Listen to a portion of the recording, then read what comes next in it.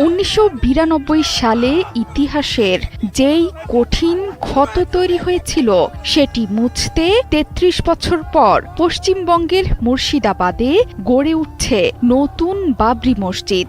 হাজার হাজার মানুষ মাথায় করে নিয়ে আসছেন ইট, যে যেভাবে পারছেন করছেন সাহায্য।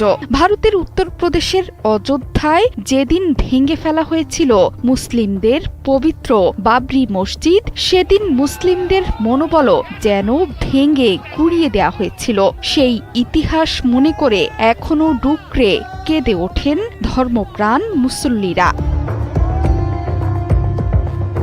এবার সেই মসজিদ নতুনভাবে গড়ার পালা, তবে অযোধ্যায় নয়, পশ্চিমবঙ্গের মুর্শিদাবাদের রেজিনগড়ে গড়ে উঠছে বাবরি মসজিদ। এই মসজিদের ভিত্তিপ্রস্তর স্থাপনকে কেন্দ্র করে একদিকে যেমন আবেগ আনন্দের অনুভূতি, তেমনি অন্যদিকে উত্তাল পশ্চিমবঙ্গের রাজনীতি। মসজিদের ভিত্তিপ্রস্তর স্থাপনে যোগ দিয়েছেন হাজার হাজার মানুষ। তাদের মধ্যে অনেকেই মসজিদের জন্য ইট কাঁধে তুলে পৌঁছে দিচ্ছেন ভিত্তিপ্রস্তর স্থাপনের স্থানে। এই দিনটিকে ঘিরে ৪০,০০০ মানুষের জন্য রান্না হয়েছে বিরিয়ানি।